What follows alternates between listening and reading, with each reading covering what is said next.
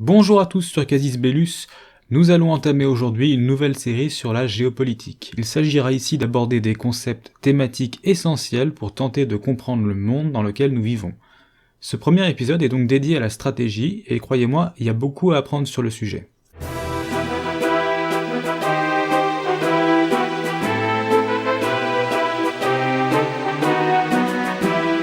Le mot stratégie est désormais utilisé dans plein de domaines, qu'ils soient mathématiques ou économiques, de la stratégie d'entreprise à la stratégie d'un joueur d'échecs par exemple. Le mot est d'abord apparu en Grèce et concerne exclusivement le domaine militaire. Stratégos se définit à l'époque comme l'art de conduire les armées, tout simplement. Le terme français de stratégie qui en est dérivé est né en 1771 de la plume de l'officier Joly de Maillezeroy. Néanmoins, on préfère au début parler de grande tactique. C'est ainsi que s'exprime Guibert ou même Napoléon pour parler de stratégie. La grande tactique ou la stratégie est donc à dissocier de la tactique élémentaire, qui est l'art de diriger les bataillons et les régiments.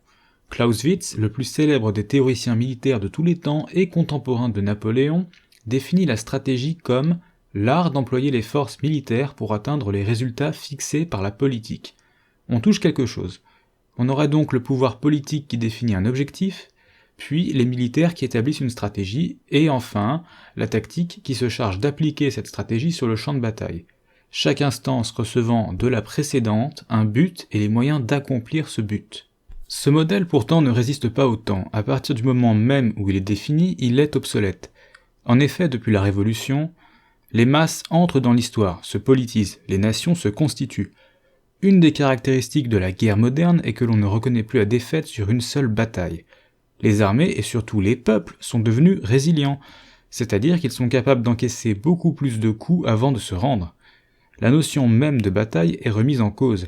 Celles-ci ne sont plus décisives et s'étalent dans le temps. Quel rapport entre Waterloo, qui dure une journée, et Verdun, qui dure plus de 9 mois ? Les premiers à le comprendre et à accoucher d'un concept clair sont les soviétiques. Après la Première Guerre mondiale et surtout la guerre civile russe, dans les années 20, Alexandre Zvietchine conceptualise un nouveau niveau entre la stratégie et la tactique qu'il appelle l'art opératif. Son but est d'appliquer la stratégie, elle-même toujours définie par le pouvoir politique, laissant toujours le champ de bataille à la tactique, mais nous y reviendrons dans un prochain épisode.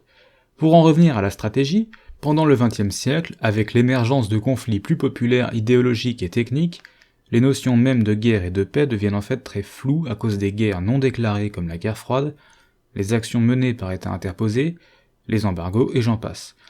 N'est-ce pas François Mitterrand qui a dit que nous étions en guerre économique contre les Américains ? C'est ainsi que pendant l'entre-deux-guerres, après le premier conflit mondial, les esprits s'agitent. On ne considère plus que la guerre contient la stratégie, mais que la stratégie contient la guerre.